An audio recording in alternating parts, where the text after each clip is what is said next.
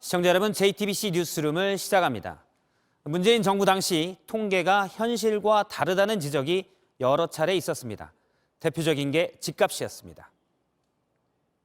감정원 통계로 11% 정도 올랐다고 알고 있습니다. 몇 퍼센트요? 11%라고 알고 있습니다. 11%. 하지만 민간 기관의 통계와도 다르고 체감하는 집값과도 많이 달랐죠. 그런데 감사원이 문재인 정부의 집값 통계가 조작된 정황을 포착해 조사 중입니다. 표본을 왜곡하고 숫자를 임의로 기입한 정황입니다. 또 집값뿐 아니라 소득과 일자리 통계도 왜곡이 있었던 정황을 포착한 것으로 파악됐습니다. 먼저 강희연 기자의 단독 보도입니다. 감사원은 지난 9월부터 문재인 정부의 통계 조작 의혹을 감사 중입니다.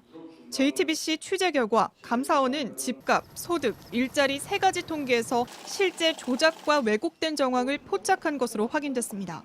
먼저 감사원은 당시 국토부가 집값을 고의로 낮춰 잡았다고 보고 있습니다. 지난 2020년 김현미 당시 국토부 장관은 3년간 서울 집값이 11% 올랐다고 주장했지만 같은 기간 민간 기관의 조사와는 큰 차이가 났습니다. 감사원은 당시 김 장관 발언의 근거가 된 한국부동산원 자료에 문제가 있다고 판단하고 있습니다. 집값이 덜 오른 지역의 치우치게 표본을 왜곡하거나 조사원이 조사한 숫자가 아닌 다른 숫자를 임의로 기입한 정황이 파악됐다는 겁니다. 특히 감사원은 소득과 고용 통계에서도 비슷한 조작 정황을 포착했습니다. 문재인 정부 당시 소득주도 성장 정책의 효과로 거론됐던 가계 동향과 고용 동향 지표.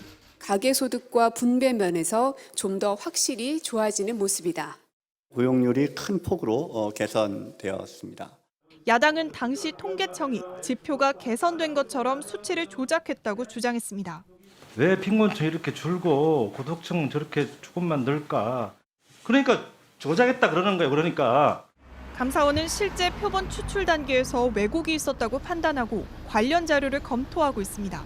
JTBC 강연입니다. 국가 통계가 조작됐다면 그 자체로 큰 문제입니다. 그런데 감사원이 포착한 의혹은 또 있습니다. 통계 조작에 관여한 사람들에게 대가를 줬다는 겁니다. 대표적으로 인사상의 이득 등의 대가가 있었다는 정황입니다. 계속해서 최수연 기자입니다. 감사원은 문재인 정부 당시 국가 통계 조작에 관여한 직원들 사이에 인사상 이익 등의 대가가 오간 정황을 포착한 것으로 파악됐습니다.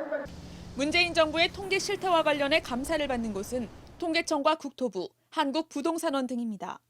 집값 통계는 국토부와 산하기관인 한국부동산원이, 소득과 고용 통계는 통계청에서 통계를 산출합니다. 감사 결과 이들 기관 관계자들 사이에 인사특혜 등 대가가 오갔다는 내부 진술 등이 확보됐다는 겁니다. 정부 핵심 관계자는 JTBC에 여러 방법으로 대가가 오간 정황이 있어 부적절한 거래가 있었는지 조사를 진행하고 있다고 전했습니다. 한국부동산원은 국회에 제출한 자료에서 주택가격 동향조사 공표 전 통계표, 보고서 등의 자료를 국토교통부에 사전 제공 중이라고 밝혔습니다. 별도 피드백은 받지 않는다고 했지만 자료를 미리 보고하는 과정에서 상급기관이 개입할 가능성이 제기되는 겁니다. 통계 조작이 있고 특혜까지 있었다면 정책 윗선까지 책임론이 확대될 수 있는 대목입니다. 당시 지시 내용 낱낱이 공개돼야 합니다. 통계 조작의 대가로 인사상의 이익 등을 제공한 게 사실로 드러날 경우 당시 청와대 등 윗선으로 감사가 확대될 수 있습니다. 앞서 감사원의 서해 공무원 피격 사건과 태양광 사업 감사 등을 두고 민주당이 표적 감사라고 반발해온 만큼 전현 정부 사이에 또 다른 충돌로 확산될 가능성도 있습니다. JTBC 최수연입니다.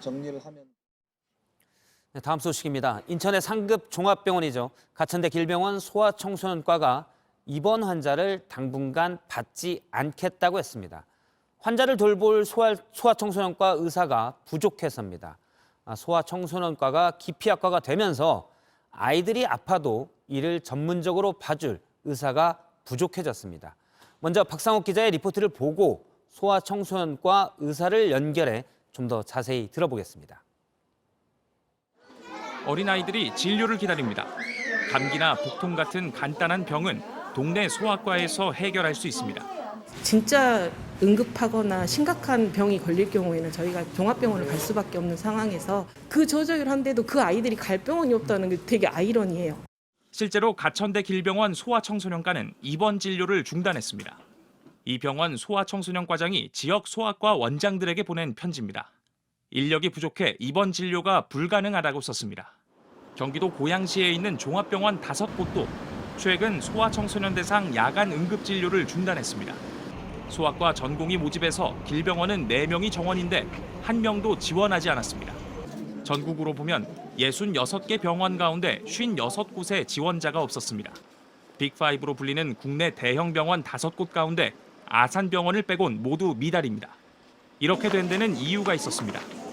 굉장히 노동 집약적이고 여러 사람과 많은 시간이 필요한 데 비해서 질병 수가는 차별화가 되어 있지 않기 때문에 코로나 여파로 지난 5년 동안 신생아 수가 크게 줄어든 영향도 있습니다. JTBC 박상욱입니다.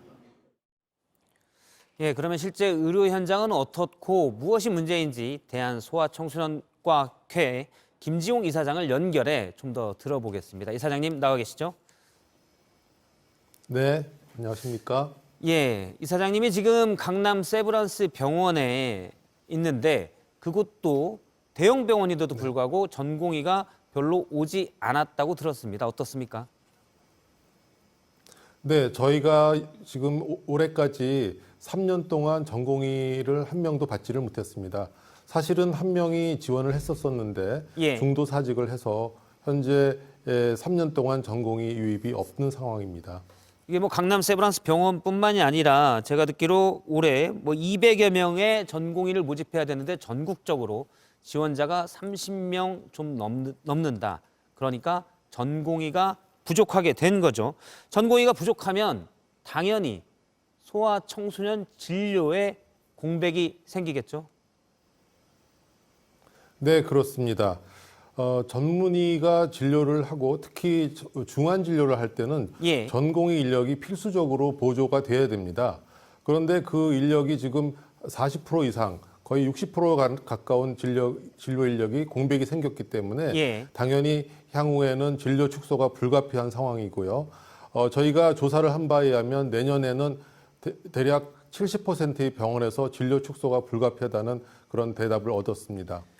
70%의 병원에서 소아청소년과의 전문의 치료가 좀 더 어려워진다. 전공의가 부족해서 이렇게 볼 수 있겠네요. 네, 진료를 네, 맞습니다. 예, 이런 문제점도 있다고 들었습니다. 그러니까 전공의가 부족하고 또 그 일을 그래서 교수님들이, 전문의들이 좀 더 하고 그러면 이 일이 좀 더 힘들어지니까 전공의는 더 부족해지는 악순환이 생긴다. 실제 그렇습니까? 네, 맞습니다. 지금 교수 당직이 약 75% 병원에서 시행이 되고 있고요. 예. 지금 전공의들도 물론 지금 당직을 서야 되는 적정 인력이 줄어들다 보니까 굉장히 불안한 상태에서 일을 하고 있어서 힘든 것은 마찬가지고요. 앞으로 이런 점은 점점 더 악화될 것으로 예상이 되고 있습니다. 예, 제가 듣기로는 소아의 응급 환자는 소아청소년과 전문의가 따로 봐야 된다 이렇게 들었거든요. 그러니까 전문의, 전공의가 부족해지면 응급 환자에 대한 대처도 어려워질 수 있습니까? 네, 맞습니다. 지금 현재 전국에서 소아 응급 진료를 24시간 정상적으로 할 수 있는 병원은 40%가 안 되는 것으로 집계가 됐고요. 일부 응급의학과에서 볼 수는 있지만 대개는 경증 질환에 국한되고 있고 예. 중증 질환은 더 상급 병원으로 전원하고 있는 상황입니다. 예. 몇 년째 이렇게 부족한데 소아청소년과의 전공의가요. 앞서 이제 박상욱 기자 리포트에 잠깐 있었는데 이사장님 보기에 주요한 원인은 무엇입니까? 네, 지금 현재로서는 이 힘든 병원의 업무 또 예. 소아청소년과의 특성에 따른 그런 노동 집약적인 업무에도 불구하고 수익의 차별화가 되지 않기 때문에 그 병원에서 항상 이제 인력 투자의 우선순위에서 제일 최하위가 되고요. 또 이번에 이런 코로나라든가 최악의 그런 저출산으로 인해서 예. 미래에 대한 불안이 커지면서 전공의 지원이 점점 깊이가 심해지고 있는 상황입니다.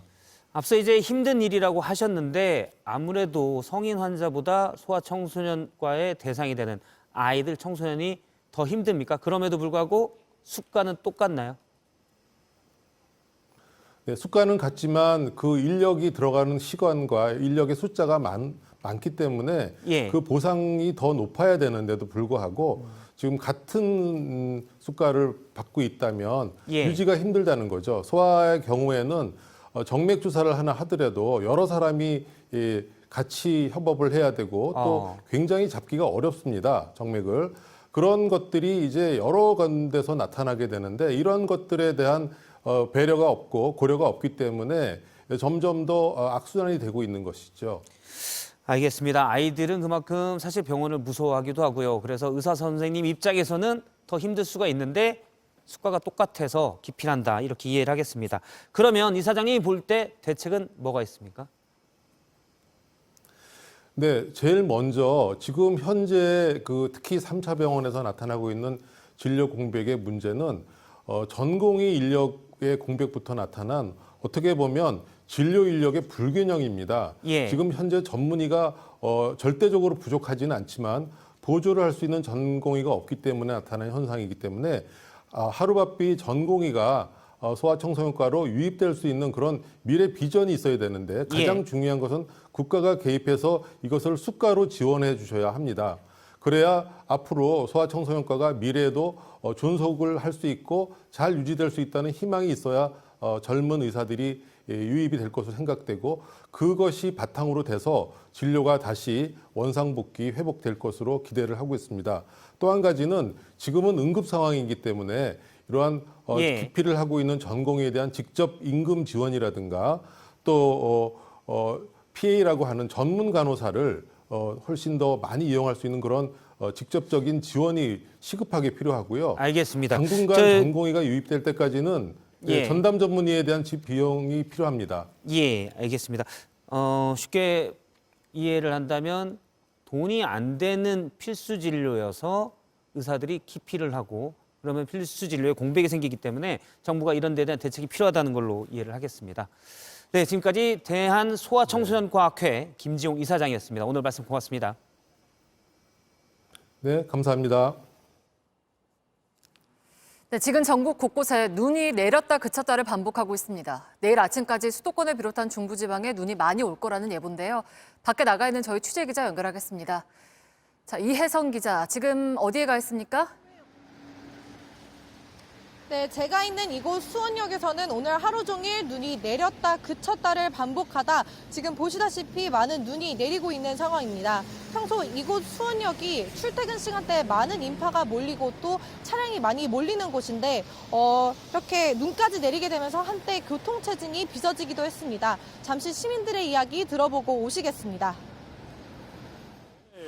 면접 보러 수원까지 왔는데 오전에 안 오길래 괜찮구나 했는데 갑자기 너무 많이 내리더라고요. 그래갖고 조금 좀 당황스러워서 버스도 좀 많이 막히는 것 같고. 저번에 눈 왔을 때 버스에 사람이 너무 많아서 지하철을 tas거든요. 근데 지하철에 사람이 더 몰려서 완전 지옥철이더라고요. 사람이 너무 많아서 내일 좀 걱정이 됩니다. 네, 그러니까 내일 출근길이 또 걱정인 건데 밤사이에 눈이 더 온다는 거죠? 네, 그렇습니다. 기상청은 내일까지 강원 남부와 충청 북부에 많게는 10cm 이상의 눈이 내릴 것으로 예보하고 있습니다. 또 경기 남부와 충청권 그리고 전북에도 2에서 8cm 이상의 눈이 내릴 것으로 보고 있는데요. 서울 같은 경우에는 오늘 자정까지 1에서 3cm 이상의 눈이 내릴 것으로 예상됩니다. 또 아직까지 눈길 사고 등 피해 상황은 접수된 것이 없는데요. 행정안전부는 오늘 오후 2시부터 대설 위기경보 수준을 관심에서 주의로 격상하고 또 중대본 1단계를 발령한 상황입니다. 네, 그리고 이런 데다가 내일이 올겨울 들어서 가장 추울 거라면서요? 네, 그렇습니다. 내일 아침 최저기온은 영하 10도, 그리고 체감온도는 영하 15도 이상으로 영하 15도까지 내려갈 것으로 보입니다. 대전 영하 9도, 그리고 강릉 영하 8도, 그리고 광주 영하 3도 등 전국 대부분의 지역 아침 기온이 영하권을 웃돌 전망인데요. 밤사이 내린 눈이 얼어붙으면서 빙판길이 만들어질 수도 있기 때문에 특히나 출근길에 안전운전 하셔야겠습니다. 들었습니다. 수원역 앞에서 이혜선 기자가 전해드렸습니다. 이번 눈은 특히 황사가 많이 섞인 눈이었습니다. 중국발 황사가 종일 전국을 뒤덮었는데요. 오늘 서울의 하루 평균 미세먼지 농도가 매우 나쁨을 기록하는 등 전국에 황사 위기 경보가 내려졌습니다. 황사 위기 경보가 내려진 건 작년 5월 이후 1년 7개월 만입니다. 환경부는 최대한 밖에 나가지 말아달라고 당부하기도 했습니다. 사흘 뒤면 이태원 참사 희생자들의 49제가 치러집니다. 현장에 꾸려진 추모 공간을 어떻게 보존할지 아직도 제대로 정해진 게 없습니다. 구청을 비롯한 지자체는 논의 중이란 말만 되풀이하고 있습니다. 이런 가운데 이태원 일부 상인들이 49제 다음 날 추모 공간을 직접 치우겠다는 입장을 구청에 전달한 것으로 JTBC 취재 결과 확인됐습니다. 조혜연 기자입니다. 국화꽃 향기가 가득하던 이태원역 앞 추모 공간. 더해지는 추위에 얼었다 녹았다를 반복하다 노랗게 마른 꽃으로 가득합니다. 49제를 앞둔 지금까지 자원봉사자들의 손길로 꾸려왔지만 온전한 관리가 이어지기엔 역부족입니다. 해놔도 이걸 바깥에 내놓아서 어디다 붙일 자리가 없어요. 이런 가운데 일부 이태원 상인과 주민이 지역 상권의 피해가 크다며 추모 공간을 옮겨달라는 뜻을 오늘 용산구청에 전달한 것으로 확인됐습니다. 만약 정리가 안 된다면 49제 다음 날 직접 물건을 치우겠다고도 했습니다. 보존 방안을 두고 정부가 유족의 뜻과 시민의 의견을 제대로 모으지 못한 사이 자칫하면 갈등을 빚을 우려가 생긴 겁니다. 행정안전부는 49제가 끝나면 추모 공간 기록물을 서울기록원으로 옮기겠다고는 했지만 구체적인 논의는 서울시와 구청 몫이라는 입장입니다. 그러나 구청 등 관할 지자체는 아직 추모 공간을 어떻게 둘지 논의 중이라는 말만 되풀이하고 있습니다. JTBC 조혜연입니다. 네, 그런가 하면 이태원 참사 유족들을 향해서 경남의 한 시의원이 막말을 쏟아냈습니다.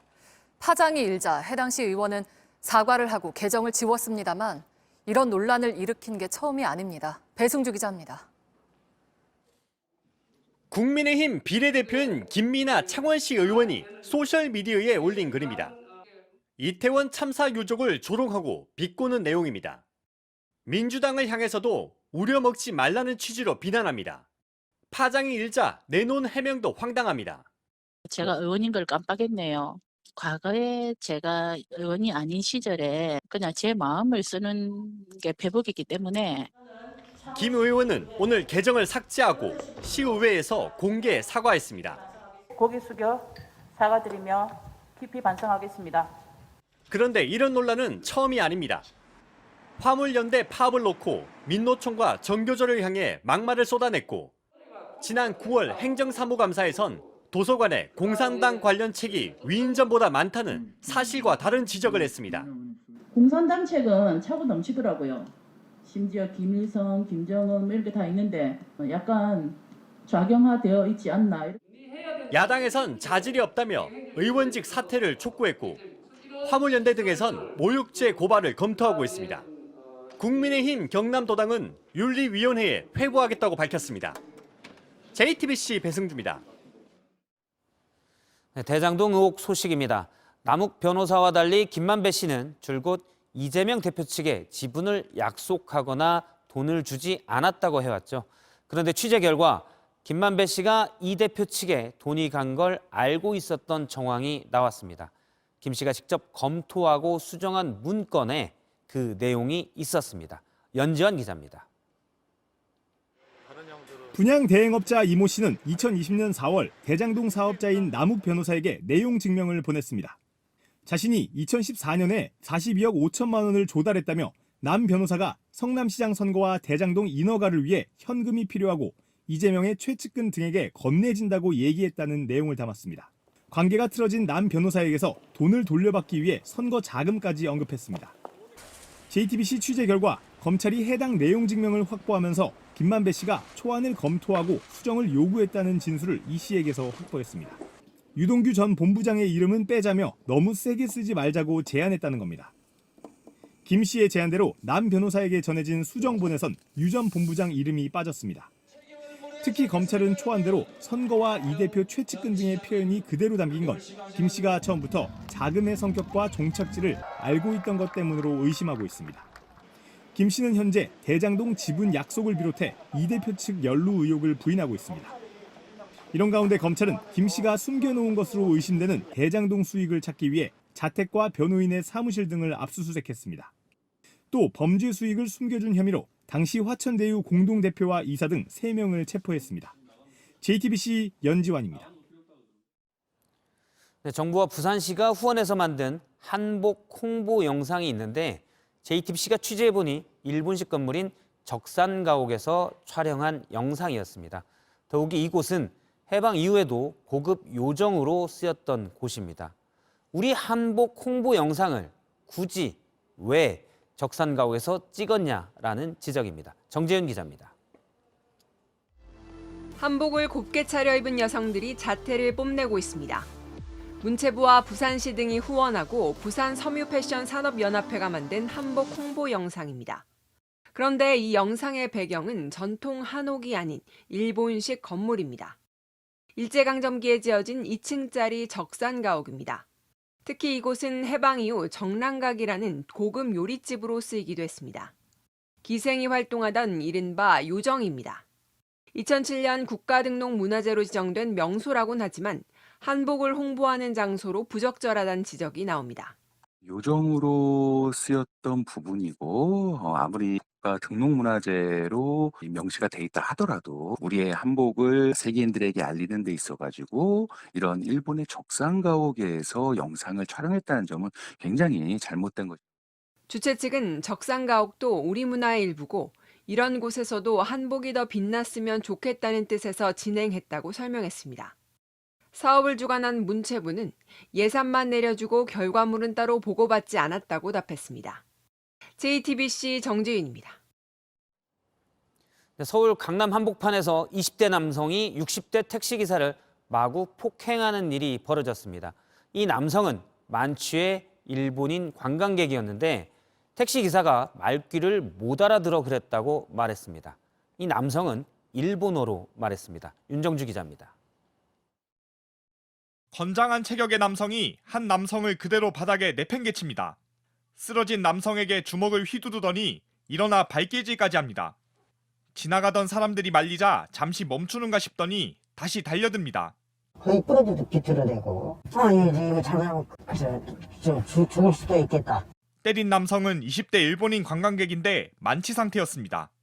택시를 탄 뒤 일본어로 얘기를 하다 기사에게 폭력을 휘둘렀습니다. 경찰 조사에서 가해자는 말을 못 알아들어 때렸다고 진술했습니다.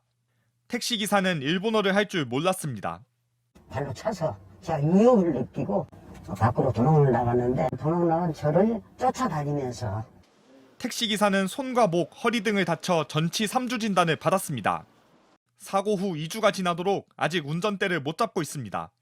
생업을 위해 다시 일을 해야 하지만 언제 또 비슷한 일을 당할까 불안하단 겁니다. 외국인이라면 우리가 더욱더 친절히 잘 해줘야 되겠다는 자세로 일을 하고 있는데 관광 온 사람들이 어떻게 그런 짓을 할 수가 있나. 가해자는 사건 다음 날 폭행 혐의로 구속됐고 지난주 검찰에 넘겨졌습니다. JTBC 윤정주입니다. 한 대학병원 간호사가 소셜미디어에 올린 글이 논란이 되고 있습니다. 환자에게 약을 주고 재워버리고 싶다부터 말로도 옮기기 힘든 더 심한 글도 있었습니다. 정인아 기자입니다. 사진에 심전도가 보입니다. 그 위엔 환자가 소리를 지르고 약을 먹어도 효과가 없다고 썼습니다. 약을 주고 재워버리고 싶다고 이어갔습니다. 환자 침대 일부가 찍힌 사진에는 2시간 만에 하늘로 보내버렸다고도 했습니다. 경기도의 한 대학병원 중환자실에서 일하는 간호사가 소셜미디어에 올린 겁니다. 호흡기를 달고 딸꾹질을 계속하는 노인 환자를 두곤 호흡기를 잠깐 뗄까라고까지 적었습니다. 자신의 가방 안에 있는 물건을 소개한다며 병원에서 쓰는 약물 사진도 올렸습니다. 이 병원의 중환자실의 진료 업무 방해죄에 해당될 것 같고요. 병원에 관련된 물품이 본인이 가지고 나갔다면은 절도죄에 해당될 수도 있고요. 그럼 유족이나 환자 입장에서는 정보 누설 금지 의무 위반으로 고발을 하면 형사처벌될 수 있을 것 같아요. 병원 측은 해당 간호사가 올린 게시물에 대해 사실관계를 조사하고 있다고만 밝혔습니다. JTBC 정인아입니다. 집이 여러 채인 사람의 종합부동산세 부담을 크게 줄여주는 방안에 여야가 잠정 합의했습니다. 부자 감세를 막겠다던 야당이 입장을 바꾼 건데요. 집이 한 채인데 종부세를 내야 하는 사람들 사이에서는 다주택자의 혜택을 몰아준 역차별 정책이란 불만이 나옵니다. 황혜린 기자입니다. 서울 마포구의 공시가격 14억 원짜리 아파트입니다. 이 집주인이 올해 낸 종합부동산세는 73만 원으로 지난해보다 많습니다. 공시가격 11억 원인 1주택자 종부세 기준을 14억 원으로 완화하는 방안에 여야가 합의하지 못했기 때문입니다. 재산세까지 합치면 수백만 원이어서 부담이 크다는 목소리가 나옵니다. 매달 들어오는 수입은 하나도 없는 상태에서 여기서 계속 살 수가 없어서 많이 올려서 세금을 적게 해주든가 해야지. 그런데 집 한 채 가진 이들의 불만을 더 키우는 일이 생겼습니다. 집이 3채 이상일 때만 높은 세율을 매기고 집이 2채인 경우 집 한 채인 사람과 똑같은 세율을 매기는 방안에 여야가 합의한 겁니다. 다주택자의 종부세 기준도 공시가격 6억 원에서 9억 원으로 완화하기로 했습니다. 서울에 14억 원짜리와 20억 원짜리 2채를 갖고 있다면 내년 낼 세금은 지난해의 7분의 1, 올해의 4분의 1 수준인 1,230만 원 정도입니다. 이렇게 된 건 그간 부자 감세를 막겠다던 야당이 여당과 예산안을 절충하는 과정에서 입장을 바꿨기 때문입니다. 현재까지 여야의 합의 사항입니다. 그 기준대로 종부세 제도를 바꿀 텐데 이 과정에서 1주택자의 종부세 기준은 11억 원에서 12억 원으로 1억 원만 완화돼 역차별 논란은 더 커질 걸로 보입니다. JTBC 황예린입니다. 출산한 지 2년 이내의 가정은 새해부터 부모 급여를 받습니다. 정부가 내년 1월부터 만 0세 아동에겐 월 70만 원, 생일이 지나 만 1세가 되면 1년 동안 월 35만 원을 주기로 했습니다. 부모 급여는 아동수당이나 육아휴직 급여와는 별도로 지급되고 내후년엔 만 0세는 월 100만 원, 만 1세는 월 50만 원으로 늘어날 예정입니다. 정부는 또 현재 5천여 곳인 국공립 어린이집을 5년 동안 2,500곳 더 늘려서 공공보육의 비율을 50%까지 높일 계획입니다. 교육부가 고등학교 내신을 모두 절대평가로 바꾸는 걸 검토하고 있습니다. 1등부터 줄 세우는 게 아니라 단계별로 성취했는지만 보겠다는 겁니다. 지나친 경쟁을 막을 수는 있지만 부작용에 대한 우려도 있습니다. 성화선 기자가 취재했습니다. 2025년부터 고등학교에서는 고교 학점제가 시행됩니다. 이때 2, 3학년이 듣는 선택 과목의 성적은 절대평가로 A부터 E까지 5단계로 표시됩니다. 반면 1학년이 듣는 공통 과목은 상대평가여서 구체적인 석차 등급이 함께 나올 예정이었습니다. 그런데 교육부가 1학년부터 절대평가를 도입하는 걸 추진하고 있습니다. 고등학교 3년 내신 모두 절대평가가 되는 겁니다. 교육부 관계자는 1학년 때 낮은 등급을 받은 학생들이 수능에 집중하느라 학교 수업을 소홀히 한다는 지적이 있었다며 배경을 설명했습니다. 하지만 부작용도 있습니다. 내신 부담이 크게 줄어들었기 때문에 특목고라든지 자사고, 상위권 명문 일반고의 쏠림 현상이 집중적으로 나타날 가능성이 높습니다. 학생을 뽑아야 하는 대학은 다른 방법을 찾을 수밖에 없습니다. 대학에 있는 분들은 학생을 어떻게 뽑냐, 뽑을 방법이 없다라고 하면서 유사 고교 등급제나 면접을 좀 더 다른 형태로 한다라든가 유사 본거사 형태로도 또 나올 수도 있다. 출신 학교에 따라 대학 당락에 영향을 주는 고교 등급제가 금지돼 왔지만 사실상 부활할 수도 있다는 겁니다. 교육부는 내년 2월 확정안을 발표합니다. JTBC 성화선입니다.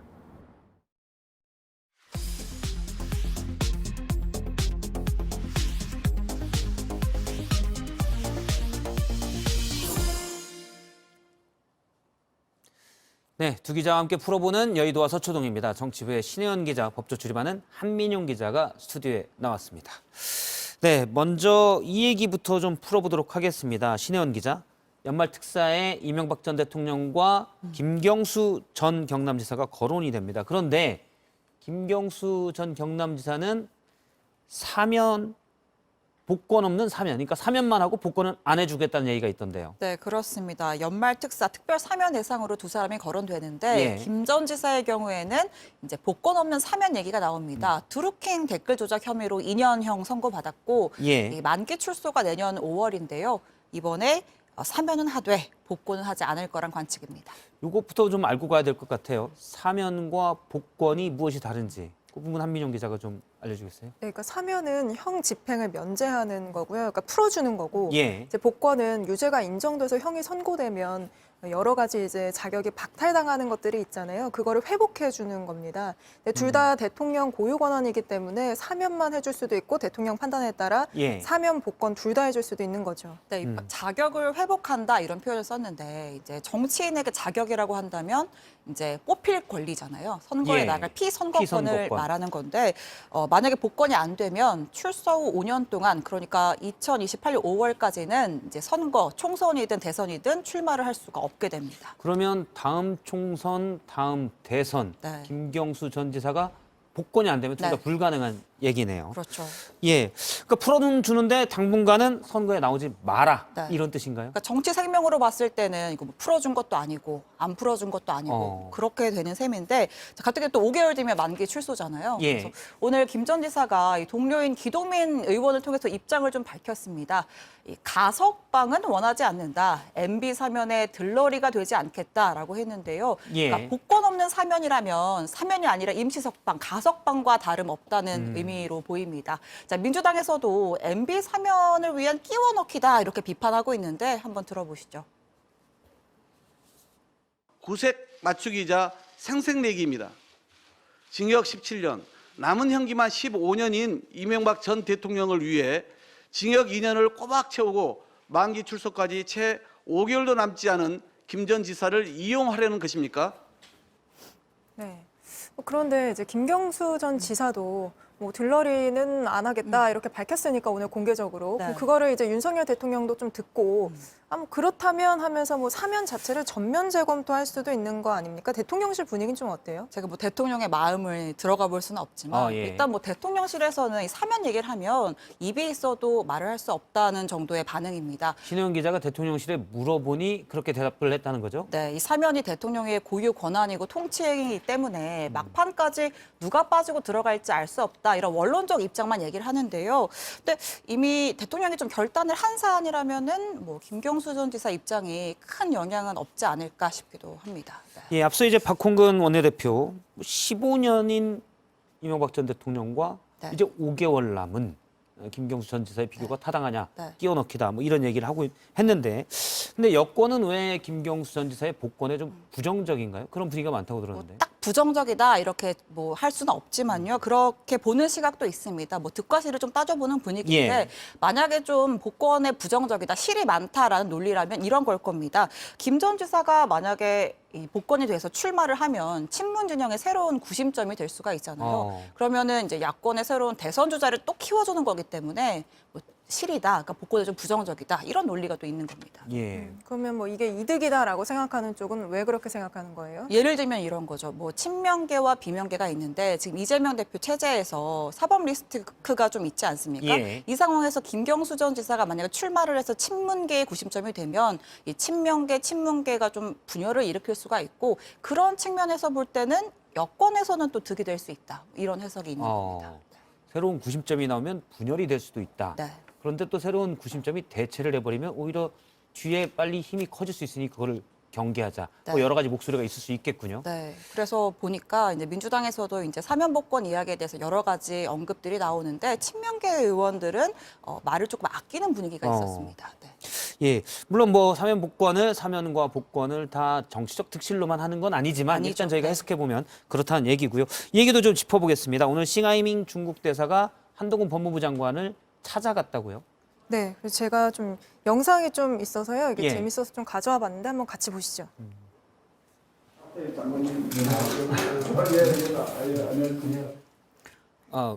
인사가 니하오 네, 그러니까 이게 제가 아까 영상이 재밌다고 한 게 이제 서로 각자의 언어를 써서 이제 인사를 하더라고요. 그러니까 싱하이밍 대사 같은 경우에는 워낙 한국어 잘하는 걸로 유명하고 아마 한동훈 장관은 뭐 중국어를 준비한 게 아닌가 싶습니다. 이게 아까 방금 인사말 신혜원 정도로. 기자가 얘기했는데 이게 닌하오가 존댓말이거든요. 아, 우리가 보통 예. 아는 건 니하오 니하오, 정도 네. 알고 있는데 그거 약간 안녕 뭐 이런 거라면 아. 닌하오 이렇게 하면 안녕하세요. 이런. 안녕하세요. 네. 예. 한민용 기자가 또 원래 중국어를 잘 알기 때문에 그쵸, 예. 예. 알겠습니다.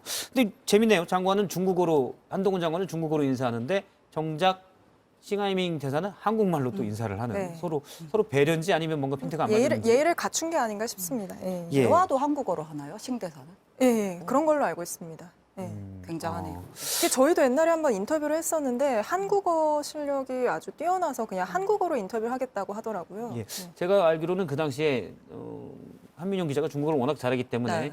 한민용 기자가 인터뷰를 하려고 했는데 싱하이밍 대사가 내가 한국어를 잘한다. 그래서 이렇게 괜찮다고 하더라고요. 예, 알겠습니다. 그런데 중국 대사가 왜 법무부 장관을 만났습니까? 이게 표면적으로는 뭐 한중 협력 강화라고 하지만 사실 이 두 사람의 만남이 좀 주목을 받은 건 한동훈 장관이 띄우고 있는 그 투표권 상호주의 때문입니다. 이게 뭐냐면 2주 전쯤에 한 장관이 퇴근길에서 인터뷰를 했는데 같이 한번 들어보시죠. 예.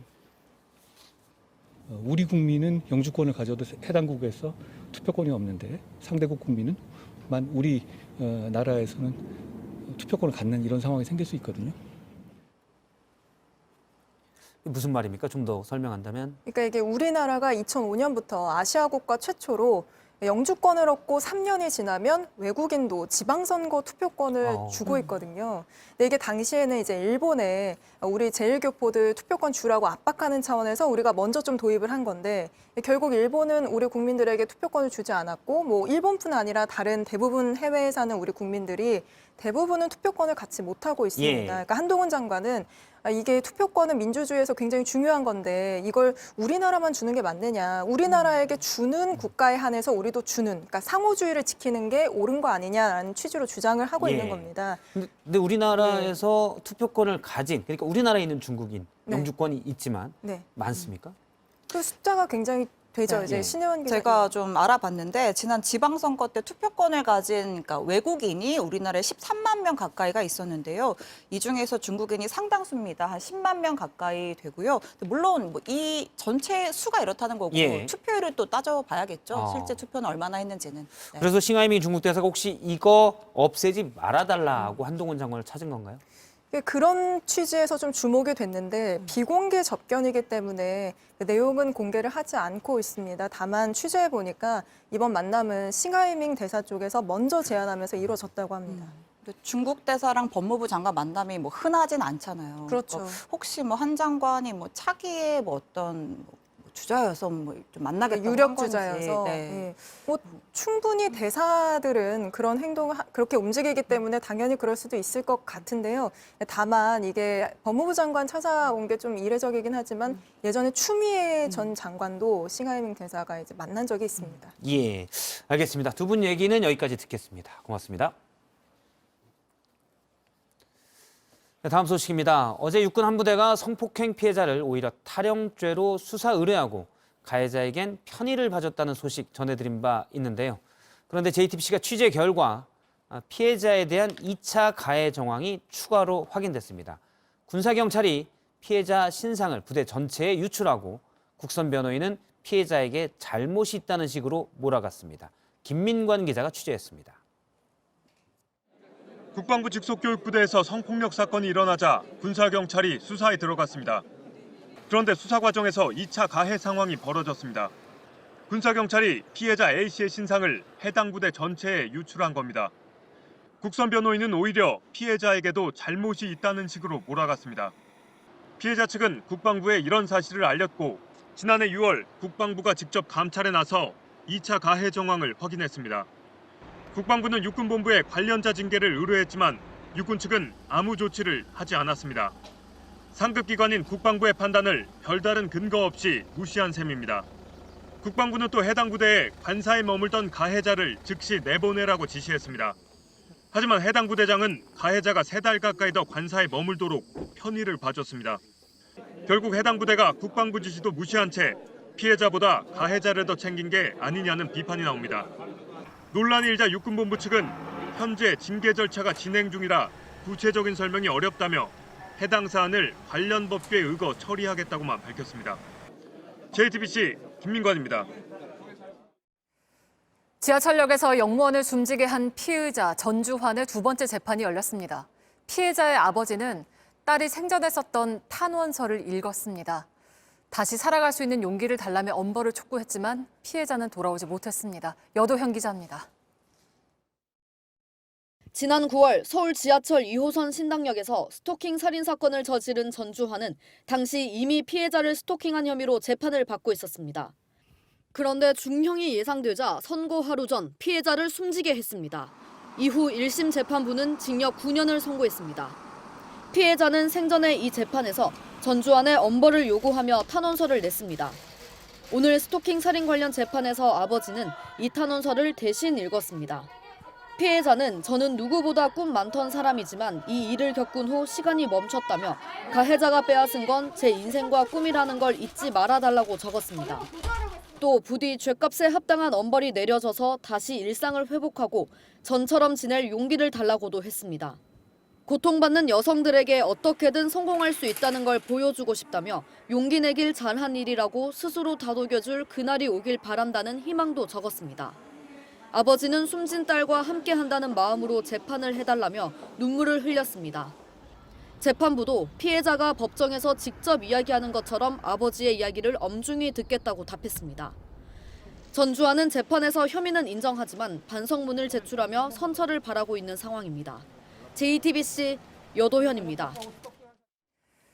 오늘 새벽 6시 17분쯤 충북 괴산의 한 주택 창고에서 불이 났습니다. 다친 사람은 없었지만 샌드위치 패널 구조라 불을 끄는 게 쉽지 않았습니다. 이보다 1시간 전 충북 영동의 한 주택에서도 불이 났습니다. 소방관들이 지붕 위로 올라가 물을 뿌려서 30분 만에 불을 껐고 집주인은 무사히 대피해서 다치지 않았습니다. 저금리 대출을 미끼로 전화 금융 사기를 벌여서 3천만 원을 가로챈 불법 체류 외국인 6명이 붙잡혔습니다. 1년 동안 이들을 추적해온 경찰은 일당 가운데 2명이 합성 대마를 피운 사실도 확인하고 판매상 3명을 추가로 검거했습니다. 남미 볼리비아 라파스주의 산골 마을에서 졸업식장 지붕이 무너지면서 7명이 숨지고 10명이 크게 다쳤습니다. 졸업식은 마을의 한 창고에서 열리고 있었는데 쏟아진 우박의 무게를 견디지 못하고 지붕이 무너져서 사람들을 덮쳤습니다. 볼리비아 정부는 부실 공사가 있었는지 조사에 나섰습니다. 미국 로스앤젤레스에서는 도심 한복판에 텐트촌이 생겨나고 있습니다. 코로나19 이후 거리로 쏟아져 나온 노숙자들의 임시 거처인데요. 노숙자들이 빠르게 늘자 새로 뽑힌 LA 시장은 비상사태까지 선포했습니다. 로스앤젤레스에서 홍희정 특파원입니다. 도로 양옆으로 텐트가 끝없이 줄지어 있습니다. 길바닥에 앉아 있거나 드러누워 있는 사람들도 눈에 띕니다. 텐트촌 주변에는 쥐들이 나올 정도로 위생 상태도 심각합니다. LA 시내 한복판에 있는 노숙자 텐트촌의 현실입니다. 노숙자 중에는 정신질환자나 마약에 중독된 경우도 상당합니다. just want to sit there and die. Some people just like really addicted to drugs to where they don't really care about getting medical help. That because it's too late. 현재 LA 지역 노숙자 수는 약 7만 명. 특히 2020년 이후 노숙자 수가 4.1% 급증했습니다. 코로나19 여파로 실직자들이 늘어난 데다 주택 임대료가 워낙 높아 사람들이 거리로 내몰렸다는 분석입니다. 노숙자 문제를 1호 공약으로 내걸었던 LA 시장은 지난 11일 취임하자마자 문제 해결을 위한 비상사태를 선포했습니다. It is a humanitarian crisis that takes the life of 5 people every day. 베스 신임 시장은 앞으로 1년 이내에 노숙자 17,000여 명에게 주택을 제공하는 것이 목표라고 밝혔습니다. 로스앤젤레스에서 JTBC 홍희정입니다. 네, 이번엔 기상센터 연결해서 눈과 추위 소식 알아보겠습니다. 자, 이재승 기자, 오후 들어서 서울을 비롯한 수도권에 눈이 많이 왔죠? 네, 그렇습니다. 자, 오후에 제가 눈이 얼마나 내리는지 한번 직접 나가봤거든요. 자, 보시는 것처럼 서울 상암동에도 새하얀 눈이 나무 위로 소복이 쌓여있는 것을 확인할 수 있었습니다. 그렇다면 지금 이 시간 눈이 많이 내리는 지역은 어디일까요? 네, 레이더 영상 보시면 충청 남부와 또 전라북도 일부 지역으로 현재 눈구름대가 지나고 있습니다. 지금까지 충북 충주에는 15cm가 넘게 눈이 내린 상황이고요. 그리고 서울의 경우는 1.5cm의 적설량을 보이고 있습니다. 자, 이렇게 눈이 오면 당장 운전하시는 분들 걱정이 커지는데요. 실제로 하루 평균 눈 쌓인 날 교통사고 발생 건수가 눈이 오지 않은 날보다 1.6배가량 더 많은 것으로 조사됐습니다. 이걸 연평균으로 보면 보시면 눈이 1cm 쌓일 때마다 사고는 약 10%씩 증가하게 되는데요. 그런데 자세히 보면 이 눈이 8cm 이상 내리게 되면 오히려 사고 건수는 감소하게 됩니다. 자, 이때는 아예 자동차 운행을 포기했기 때문으로 해석이 됩니다. 자동차 미끄럼 사고 예방법 간단합니다. 자, 보시면 속도는 줄이고 안전거리는 늘리는 건데요. 속도를 절반 줄였을 때 제동거리는 4분의 1로 줄어들게 됩니다. 네, 그리고 이번 눈은 황사가 잔뜩 섞인 눈이라서 좀 직접 맞는 것도 피하셔야겠습니다. 아무튼 내일부터 많이 추워진다고 하던데 자세한 날씨 전해주시죠. 네, 내일 날씨 키워드는 한마디로 바로 찬바람입니다. 전국 곳곳에 한파특보가 내려진 가운데 내일 아침 빙판길 조심하셔야 되겠습니다. 그리고 서울 등 수도권의 눈은 오늘 자정을 전후해서 대부분 그치겠지만 이 충청과 전북에선 내일까지 최고 10cm의 눈이 더 내릴 것으로 전망됩니다. 자세한 전국 날씨 보겠습니다. 자, 전국적으로 흐린 날씨가 예상이 되고요. 보시는 것처럼 이 충청권과 전라권 그리고 제주권으로 눈이나 비가 오는 곳이 있겠습니다. 내일 아침 기온 보시면 내일 아침 기온은 서울 영하 10도, 춘천 영하 14도, 청주 영하 8도 등 오늘보다 10도 넘게 떨어지는 곳이 많겠습니다. 낮 기온도 서울 영하 3도, 대전 영하 1도 등 중부지방에선 종일 영하권을 보이겠습니다. 자, 주간 날씨 보시면 이 목요일에도 이 서울 등 이 중부지방과 또 전라북도 지역에서는 비나 눈이 오는 곳이 있겠고 맹추위는 다음 주 초까지 이어지겠습니다. 지금까지 기상센터였습니다. 미래로 가려면 어디로 가야 할까? 앞으로? 아니, 안으로. 보이지 않는 곳에서 에너지 효율을 높이고 있습니다. 에너지 세이빙 컴퍼니 SK 엔모브. 빌딩 숲을 떠나 진짜 숲으로 가볼까요? 바람을 느끼며 앞으로 나아가고 새로운 나를 찾는 순간 밀레에서 만나요. 웰컴 투 마운틴 밀레.